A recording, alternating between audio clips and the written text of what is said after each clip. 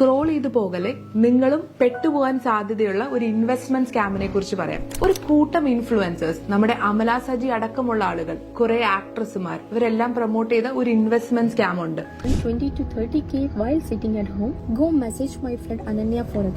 Even I invest and got a lot of profit.